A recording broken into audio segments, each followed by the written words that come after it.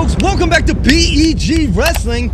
We are here today with none other than CAYDEN HENSCHEL and Crosby Schlosser. Crosby, correct me if I said that wrong, from Clash of Combat, folks. Now, if you don't know, these guys are usually on the other end conducting the interviews. They started Clash of Combat just over a year ago, and they're doing it while currently wrestling at Parkside out in Wisconsin. Thank you guys for coming on the show. I personally want to give you guys credit for having a vision. Now, I've followed your path from your first episode, and what I believe is laying the path for youth wrestlers and their future. And I mean that in layman terms by almost just making wrestling cool for the youth. And I believe you guys have inspired the likes of Bo Bassett, among many others, and I believe you guys are going to continue to do so. So if you guys haven't checked them out, go check out Clash of Combat. Go like and subscribe to their show. Now, with that being said, my first question, when exactly did you two start dating? You can answer that one. You can answer that one. We used to have sleepovers back in elementary school together, actually. Yeah. So we're okay. That sounded weird. we were from the same town growing up, same youth wrestling club, and he also had an older brother. I had an older brother, so it was almost like we're both kind of partners in that sense. And it was like my first travel tournament. I went with Crosby. I remember, that night we were playing like Black Ops 2 and stuff. But now we're trapped through high school, now into college, and just grinding it out, I guess. Yeah, and just to clarify, CAYDEN, you're engaged, correct? And wait, not yet. Not engaged. Well, okay. We all kind of expect that to happen soon. Crosby, you're single? Yeah, I'm single. Hey, ladies out there, Crosby's on the market. So he was actually he was shooting some riz with some girl on Snapchat the other day too. We'll okay, well, hey, I'm sure something will happen soon. But I do want to talk. I mean, you guys mentioned your relationship goes way back. So I do want to ask you, as far as Clash, now, what has been like the most challenging part of doing that podcast? I mean, tell us a little bit about what goes on behind the scenes there. I'd say, honestly, the biggest struggle is coming up with funds so we can travel and kind of do this. Because, most college kids, especially at the position we're at, like paying for school, working a job and stuff, the amount of times, like even we traveled just last year, I mean, it's like, of course, it's some weekends, but then weekdays, and it can be really taxing on your body and also on your bank account. So that was kind of a big thing, coming up with some money that way. Honestly, that's the biggest thing. And honestly, it's just when we're in season, we couldn't travel because we're wrestling. And so it was kind of that weird kind of dynamic. It was our first time trying, the podcast, of course, when we really can't be traveling every other weekend like we were. So that's honestly been the biggest challenge. Yeah, and I know you guys have talked about it on your show, how difficult it is to perform, especially at wrestling, at a high level while doing the social media at the same time. I mean, so I wanted to ask you about the challenges kind of with that and balancing those while you kind of continue this journey. Yeah, I mean, the challenges would, of course, be like, no matter what you can say, I guess just as a competitor, of course, it's like actions speak louder than words at the end of the day. That's the biggest thing. But, and again, too, it's like every time, let's say I walk into a tournament or whatever, the position I'm in now, like, just on my channel and stuff too, like, Clash has been a year old. I've been doing it for like 6 years. So it's like everybody kind of has, like, you always like walk in and you hear like whispers of like people saying your name and stuff, or like people like, they always know who you are, even though like I don't know who they are. And that's kind of like an interesting dynamic, especially like, let's say the guy you're across from like competing with, like Crosby has stories of the guy's going to shake his hand on the line and goes, "Love the podcast, bro." Like before they're going to wrestle. And then he beats me. Yeah. Yeah, I imagine, and especially as you guys grow and evolve, your experience has to be a lot different from, normal wrestlers in your position. But, have you guys ever gotten in arguments? I mean, I know, like Crosby, don't touch him. Don't touch CAYDEN, right? Physically touch him. You don't like being touched, but, as far as, like, you've had to get in some arguments before. During, before, after? We might still be in one. Who knows? I don't know. I think during the season, like when we live, we're with each other 24/7. Right, we live together, and then it's like we gotta go film a pod once a week, and there's no guest, so it's not about the guest, and we have to like bring our own information to it, and it's like I don't know, it's like you got the stress of school, the stress of wrestling. We're around each other all the time. You know. Yeah, I mean, regardless, we have let's just say like even like just the business decisions to make, like for let's just say for how can we get funds so this can continue, just things like that it gets stressful, and we're just putting our best foot forward and just making it work. Yeah, I mean, and as far as like, you're right, it's a business, and you guys have talked about how your decision making in the past, and I believe it's like out of 100 votes, each person gets a certain number, depending on what they input to the show. I just want to clarify, because I have questions kind of from a different angle, being we're kind of doing the same thing here and have the same goals. But as far as the role specifically, I mean, who is the editor, and what is the process? You guys film one day, edit, release, like what is your routine over there? Yeah, during the season, we would always film usually like the Friday or the Sunday, and then we always post the Monday. So I edit all the full podcast and all the clips and everything for it, and Caden's just kind of like the face of the podcast pretty much, because he already had the following built and stuff. But during the last summer when we were doing guests, we would film 4 guests like per trip almost. So I would kind of try and edit them all in 1 week, have them all ready for the Monday, and just clip it out from there, usually daily. Yeah, like I would say like our first trip when we went and did some of the Penn State guys, and even like let's say we did like one Penn State pod, then we drove to Bo Bassett's house, and then we went back for another Penn State pod. We went to Cornell, we did Yanni, we did Vito. So it was like a jam-packed like couple days, and I mean just the amount of just driving, and I think just one day is like super crazy. It was kind of just I guess just a culture shock of like, holy cow, like we were in the dirt, which was fun because it's the grind, it's the startup of it, which was awesome. Yeah, our first trip to Penn State and Cornell, we went there like we didn't have a place to stay. We didn't have really. We were at like hotel. We're like, dude, we just showed like up. we were thinking, man, maybe we should just like sleep in the car. Yeah. Let's really like grind this out. But, Dude, that is awesome. I got to be honest, I'm a little jealous, man. That is fun, just kind of going out there and figuring it out. But, man, you guys have had, you mentioned guests. You guys have had, the biggest names on your show. And I'd like to ask you, who was your favorite guest or whatever. I don't want to put you on the spot with that. I do want to ask you, though, maybe which guest said something that was the most shocking or kind of made you, shake your head? Or did you ever have a difficult guest on the show? Yeah, we'll get into the difficult guest if we could talk about that.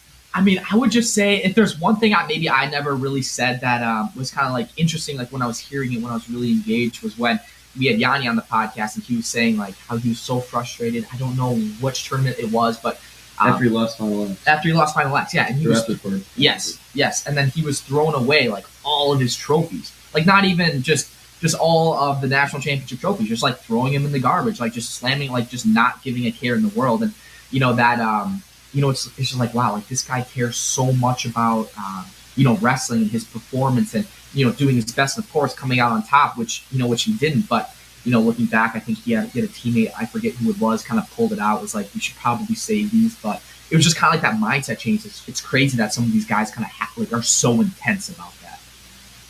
Yeah, I mean, yeah, that is that's pretty shocking. I mean, have you guys had any guests that you've tried or booked and then not been able to? I mean, more like virtual, like you reach out to guys. I think like Rich Lovett was one that never got back. Rich Lovett, Sasso. There's one more during the season. Yeah, I don't know. They're all busy too, so it's kind of hard because it's like they're in the middle of their season too. Just juggling the schedules. Now, I will say this, and that brings up, you bring up an interesting point there, Caden, which is the relationship that you guys have. And obviously, you guys have them on the show, and I know as a host, like you want to ask there's a fine line between asking the most interesting and intriguing questions, but then maintaining a good relationship. You know what I mean? Like, have you found difficulty in like developing maybe some questions for some of these guys? Of course, and that was a very interesting situation, and like I think regardless, going forward, what we learned is like this is like our show, and at the end of the day, like it is up to us what we really want to cover, and if there's I guess just one thing to come out with it was just to like not have something like that ever happen again. So it's just it's like a good mistake to have, because without that, we don't have that. I just like mindset or the experience of that ever even happening. So I'm glad we went through that at the end of the day. But oh, absolutely. I mean, you're going to go through growing pains, right? And that's the only way you get better. But as far as Clash going forward, what can we expect to see here from Clash in the future? Crosby, you already know Crosby's going up to Iowa State and wrestling David Carr, getting him on. Yeah. But we actually also Parkside was invited for like it was like the middle of July. There's like a training camp, RTC training camp. So like a lot of us are going down there to like scrap with the guys at Iowa State, and I don't know who else they're bringing, but that was a super cool opportunity. That of course during that trip, the Metcalf dresser, we want to get like more coaches on and just see their side, because it's more easier for us to I guess have conversations with guys our age currently in college, whatever that is, but kind of having let's just say like like a coach like we had like Reader on, which was like super motivational. He was one of he was definitely one of the favorites in that sense. But definitely just continue to share stories of these wrestlers and share moments, and really just show who these guys are, because you don't see much of them online. They don't really like have like any outlet, I guess, that they even provide for themselves. So we just want to be an outlet by like also showcasing our stories, like and interlooping it with them, and just having fun and growing wrestling in that sense. Yeah, no, I mean, I love it. I couldn't agree more. And not only do I see it from, man, you guys just attack the interview angle, and I love that. But you guys have a unique perspective in the sense that you are wrestlers. So it's wrestlers talking to wrestlers. Like, that's a unique podcast that I just love what you guys bring to the table. And quite frankly, I mean, you guys did not win Podcast of the Year last year. Did you think that was even possible? Like, we knew there was a possibility that there's the BEG podcast could beat us out. Hey, I don't think we had a chance. That was our only one we were like kind of scared for. But I think for that one, it was like the National Wrestling Media Association. I think that's what it was for. And I think there's only a select people who are involved in there who could vote and stuff. And again, maybe we weren't reaching that demographic.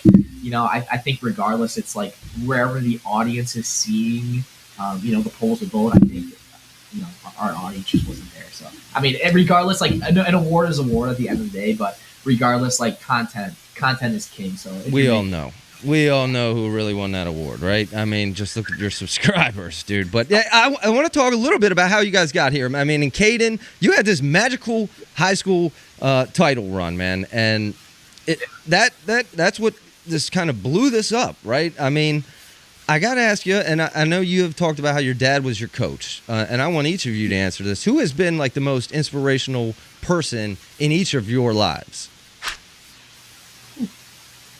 You take the one, man. Most inspirational? Like involved in wrestling, you're saying? Just in life. I mean, life overall, even beyond wrestling. I mean, yeah, I think ultimately I would say my dad. He's always, regardless of whether that be like taking me to all sorts of wrestling events, tournaments, practices, guiding me all the way from when I was a kid through high school. And again, like I can include my grandpa in there too, because they worked as a phenomenal team of taking me to, let's just say, like all the extracurricular activities like at Ringers or at Askren, and like sending me constant like videos or feedback, and kind of always kind of being in my ear, and not just wrestling too. I mean, that's like just life in general. They're always there, for me specifically. And I think just the motivation that my dad brought in like the high school wrestling room. I don't think there's anyone cooler to show a demonstration move than my dad to get you like into it. Yeah. Like you won't fall asleep when he's teaching a move because you love it. I might make a little thing up about that, but to just someone that can really like inspire you to be like, that's who I want to be. And I think my dad he did a phenomenal job of that. Yeah, well, Caden, I kind of expected that answer. Crosby? I mean, I feel like, so wrestling-wise, I mean, I can't really say my dad because he never wrestled, but just in life in general, I would have to say my dad, just because all the sacrifices he made to just allow me to really just live the life I have. I mean, even going to college in general, getting the opportunity to wrestle, travel all these places, travel to tournaments in youth through high school before I had my license, driving me to all the practices, him and my mom. But yeah, I mean, definitely him. And then wrestling, I feel like his dad is the one who kind of made me fall in love with the sport in general. Just getting to go to practice and actually having a good time and enjoying it. Yeah. Now, I know you've talked about Caden's dad coaching you as well. Now, you guys are experiencing this as we speak. And when you guys made your first Clash of Combat episode, you talked about, things need to change. Wrestling needs to grow. And I could not agree more. So I just want to ask you guys, in your opinion, like, what do you think needs to change in wrestling in order for the sport to grow? A lot. I mean, we always were pushing. Last summer, we were pushing a lot for like having an earlier nationals, getting it away out in March Madness or whatever. I mean, before this year, I feel like not many people even watch women's basketball, and now all of a sudden, Caitlin Clark shows up, and their average women's basketball game is getting more viewership than our men's national finals. Like tenfold. Yeah, it's just. It's crazy. I think like the biggest thing that needs to change is I think it starts early on with just youth involvement. And the reason I think that it's not where it could be, I think it like maybe the number one or number two reason is because kids will make fun of you for wrestling. Like I think everyone who has been involved in wrestling got made fun of if they wrestled because the stigma was that, like it was like gay. Like that was like the biggest thing. And even like in today's age, like let's just say on my videos, if I just post like a match review or something, they're like, this is like the most stupid sport. I can't believe whatever. And I'm just thinking like, but this is the same guy who will watch a UFC event and be like, man, that was the coolest thing I've ever seen. So I think it's bridging the gap and maybe just dropping like the ego of the social side of people. And maybe it's just, I don't know how we can change people who don't want to be involved in wrestling, but I think just getting the engagement numbers in youth, getting people just more involved in that sense, because at the end of the day, like wrestling, everyone who has been in wrestling does not regret doing it. And that's one of the biggest things I think if people can just understand in that facet. Yeah, I agree. And that is why I forementioned and why I think what you guys are doing is so important, because like I said, in layman terms, these kids, the youth needs to see someone who makes wrestling cool. I think you guys are making wrestling cool for the youth. They see someone else doing it and it's cool to them. Okay, then as a kid, it's like, okay, well, that makes sense. Like that I can be cool doing that. So again, I just want to reinstate how important I think it is because the audience you guys are like kind of targeted towards. I would also challenge, and as far as like the overall, the Caitlin Clark, and you mentioned the WNBA and those numbers, unbelievable. I would challenge you by saying, now, is that a college women's basketball thing, or is that just a Caitlin Clark and maybe she was an outlier thing? I'd challenge you. Let's see what the numbers are next year. But it does bring up a point, like, and I think, as far as regarding, like, I want your thoughts on the just wrestling overall media, because I look at these other sports like college football. What is big? What is like? How is that working? And the challenge in college sports is that you funnel through athletes every 4 years. So a star is great, but it's temporary. And if you notice in these other college football and other college basketball, who are the stars? It's the coaches and it's the media. And in my opinion, there's just a lack of just options in wrestling media, maybe, to even have options for those characters that would potentially grow the sport. Do you guys have any thoughts on that? Yeah, I mean, yeah, because like there's not really, let's say, just a hub, you're saying, that people can just go to expect the content and whatever that is. And well, I'm saying there's only one. There's really, it's like flow, Yeah. And like really that's it in wrestling. And to me, you need competing media organizations just to create hype and just, you know what I mean? Yeah, no, good point. And the thing is that wrestling is behind is because there's the Olympics, there's the World Championships, but there's no let's say a professional league of it. A lot of people watch college football to be like, wow, like this guy's going to tear it up in the NFL, blah, blah, blah. Because it's a more, I guess, long-term road. Let's say in wrestlers, I don't know what the percentage, but what do you think is the percentage of, like, let's say D1 All-Americans to just not wrestle anymore after, their senior year of college? Because there's only going to be a couple guys, let's say, making the world team. Just in that facet, guys aren't going to continue to wrestle. One, because there's just no money. Two, because it's just like maybe they don't see themselves ever being the guy because there's always someone else.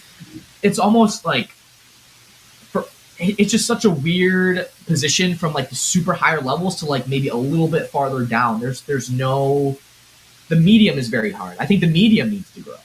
So I think just more opportunities, which kind of leads me to my next question. What are both of your plans after college wrestling? Because I have an idea, but I want to hear what your plans are. We were talking about this last night, actually. Yeah. I mean, we're going to see how far we can take this with Clash of Combat and really try and grow it, really. I mean... Yeah, I mean, just for me, my channel, and just like we have all the equipment we think we basically need for, like a long time. We have the cameras. We have all the resources. We know how to edit. We have everything to our, I guess, expense as for what I think we can really run with for a while.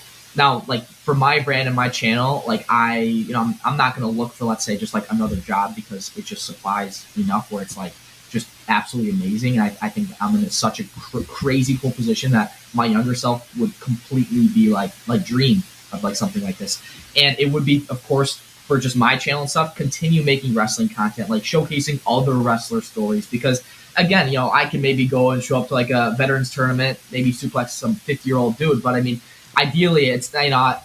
It's just like you got to take a realistic look at things and be like, my channel's been just like my progress, my growth, but showcasing other stories in a better way. Like that's why I started like wrestle groups to bring guys in and bring them through a private lesson and have people like no one has done that in the wrestling world where other wrestlers can look in and like legit have just like a private lesson. Like it's free. It's on YouTube. That's the coolest thing about it.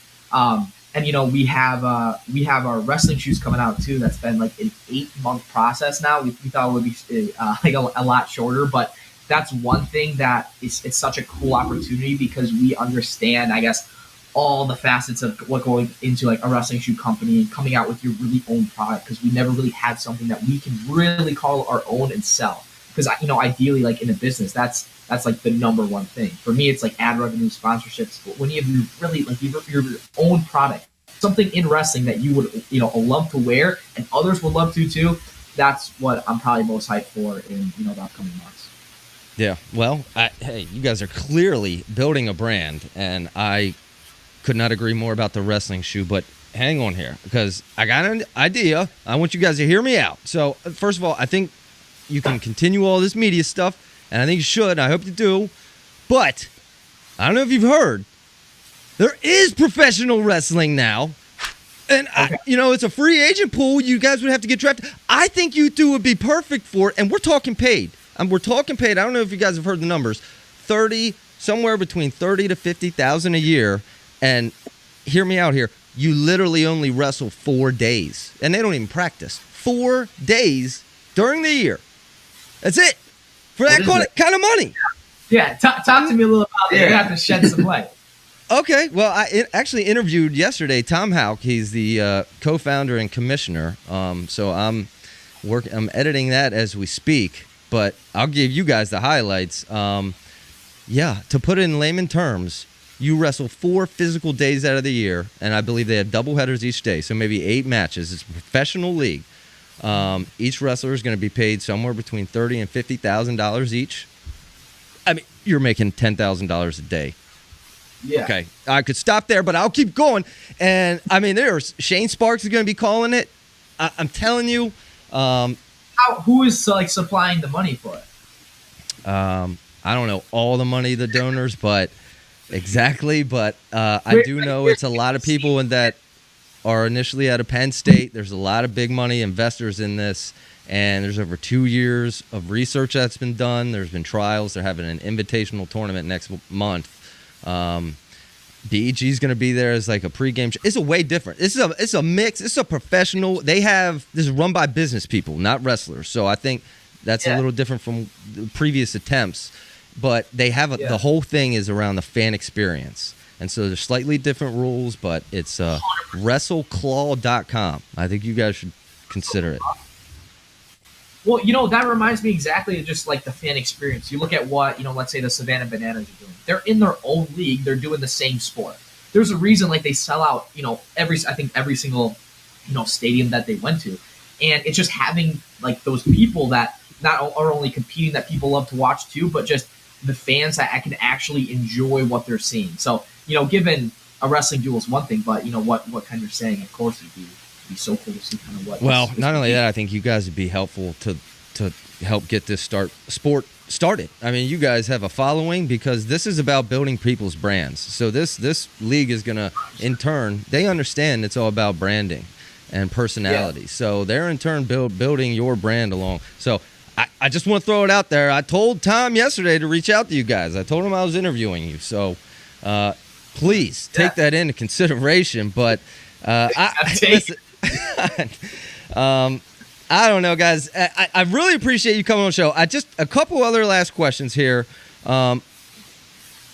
I want to know what your advice would be to BEG. How can we get our numbers to your numbers?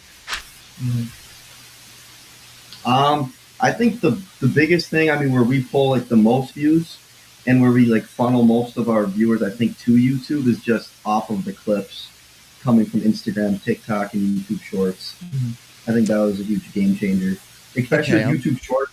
You can like link the video that it's coming from.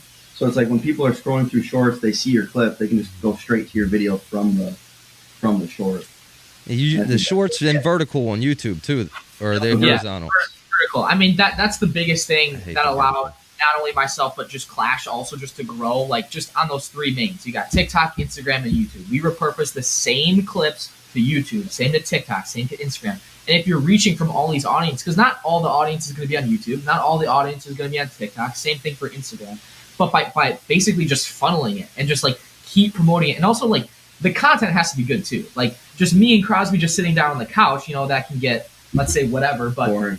It can get boring. Just the content maybe isn't there. But let's say, we got, let's say, David Carr on the podcast. People love to hear what he says. And it's not only from my audience, not only from Crosby's audience, but then we're draining from David Carr's audience. And, a big thing, of course, would be having people to come in, but just the overall, I guess, topics and content. That's just, I think, the biggest thing. But clips are so big, and that's the biggest thing. It's almost like streaming, like live streaming. No Twitch streamer just grows from streaming. They grow from their clips. Like you look at like Sketch, like the What's Up Brother dude. He was like streaming, but wasn't popular until someone else clipped him. Then let's say that gets a million views. Oh, then more stuff gets clipped. Next thing you know, he's popular because of streaming from like no one else, but because of these clips that funneled it. So, yeah. Well, we're definitely behind. I just got the Instagram started, folks. Yeah. So it's better late than never. TikTok, really? Do I have to get a TikTok? Is that really that important? It's actually crazy because like you'll have a clip on Instagram that'll get like, let's say you get 5 views on Instagram, then you put it on TikTok and it'll get like 100,000, or like vice versa. So but the Chinese government's tracking you now, right? Yeah. Like, come on. You don't want to. You don't have to. You don't have to worry about it. No, I guess I'm gonna have to get it now. You guys are doing it right. You just re-upload it there. It's like an extra like 20 seconds out of your day for that. So. And you can repost those clips forever too. Yeah, that's again like we're starting to like recycle. Let's say from like the Gable pod. You just made a clip about Gable, like the motivational thing. Like because you have these let's say interviews, they can always be repurposed. You can always continue to use them. It's just building the library. Yeah. Well, I guess I'm gonna have to get on that. But listen, I have one other question here, and I'm almost certain I know the answer. But has we ever said anything on BEG that you guys disagree with? No way, right? I basically agree with everything. A lot of good takes. You guys convinced me that Iowa was going to beat Penn State this year. Really? Yeah, like preseason. Let's go. About, if Ferrari's here, he beats Aaron Brooks. I was like, holy crap, they're right. Hey, that's awesome. Well, hey, guys, again, thank you so much, man. We're big fans and really appreciate you coming on here. So, hey, and if you're ever bored, please come Feel free. Hey, I'd be honored to have you guys on again anytime. And go check out Claw. I'm not joking about that. So yeah, pull it up right here. I mean, regardless, too, hopefully we'll be in Pennsylvania later this summer, and we'll get you on for a little in-person pod. So that'd be awesome. Would love it. Would love it, guys. Hey, big fans, folks. Classic Combat, Caden and Crosby. Go check them out. Thanks for joining, guys. This is BEG Wrestling. Until next time, thanks for watching.